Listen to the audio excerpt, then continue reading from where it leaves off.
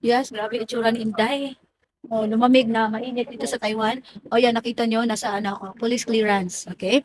Magbibigay ako update kasi iba-iba yung ano natin, um, mga senaryo ba dahil. Okay? So magbibigay update pala ako ha. Ang may inayos ako first time ko mag-ayos na apat yung client ko ngayon nagkasunod. Dalawa galing sa Pilipinas, tapos isa galing New Zealand, tapos yung isa galing Canada. So ito nga, para aware kayo at nagbibigay update ako para hindi ko rin makalimutan at least on the spot, actual talaga, ay magawan ko na ng video kasi syempre sa dami natin ginagawa, makakalimutan mo yung exact detalye. Ito ha, may nagpadala kasi sa akin ng ano siya, nawala yung ARC niya. So, pero meron siyang photocopy, tapos nagpa-affidavit siya sa attorney. So, wala namang problema na magpa-affidavit siya sa attorney. Walang problema po yun. Tapos, kukuhanan din ng, syempre, kung meron kang photocopy ng ARC, kailangan nakaano din yun, may sealed or alam mo yun, dry sealed or kung ano man yan. Basta galing attorney may pirma.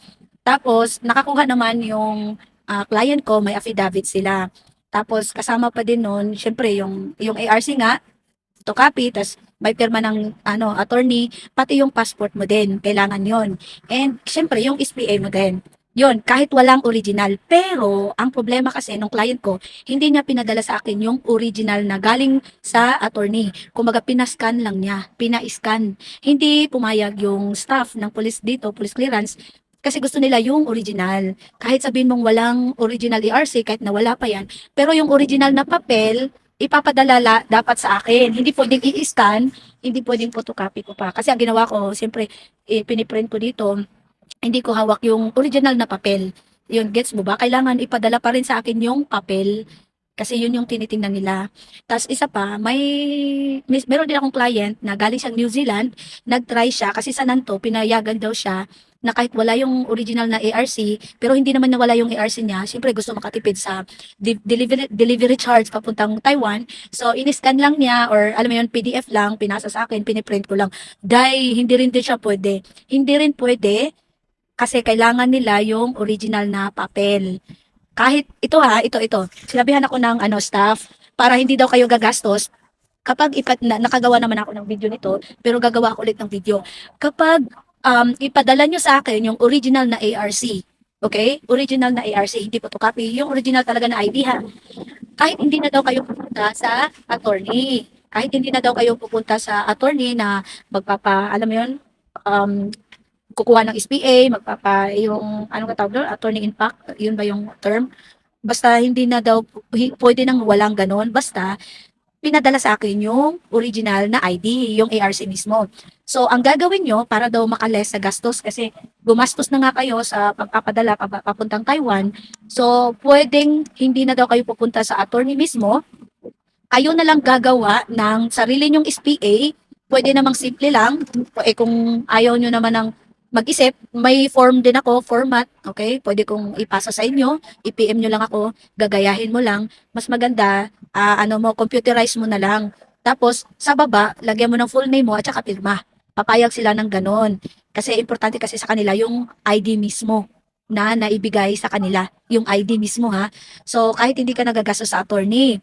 Tapos, importante yung passport pa din. Yung passport, photocopy mo lang siya, colored or black and white as long as klaro. Kasi ang kinukuha nila dyan yung detalye mo, hindi blurred. Oh, at saka importante yung passport number mo, hindi rin blurred. Kasi nangyari sa akin, may nagpadala blurred, hindi rin pumayag. Basta klaro.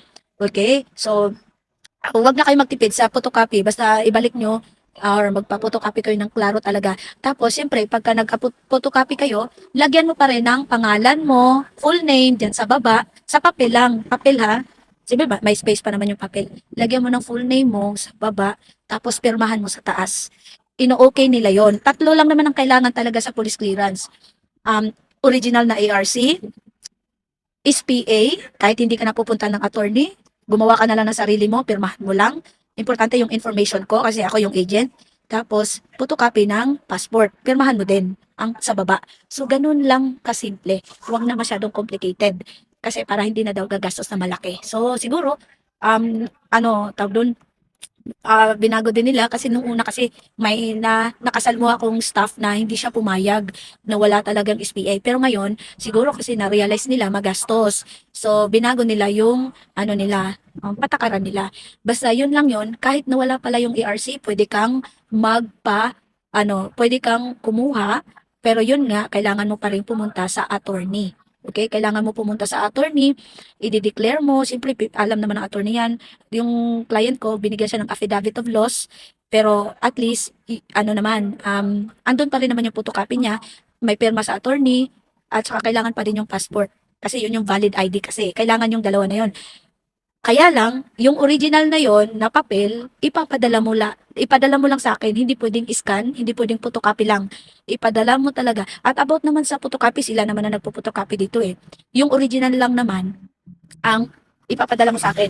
Minsan nga, after nilang i-photocopy yung original, binabalik pa din sa akin. Okay?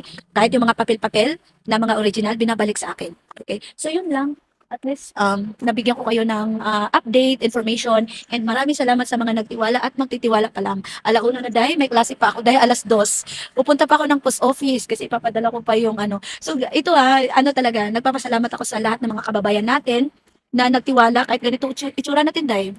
Ganito itsura natin dahil pero teacher ako sa Taiwan ha. Hindi lang talaga ako pala ayos.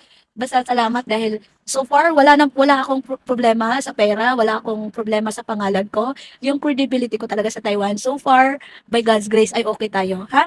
So, yun lang. Nabigyan ko kayo ng information. Pag may tanong kayo, paki-PM lang ako. Huwag kayong mahiyang mag-PM. Okay? Kahit busy sintay, gagawa ko ng paraan. Okay, God bless everyone.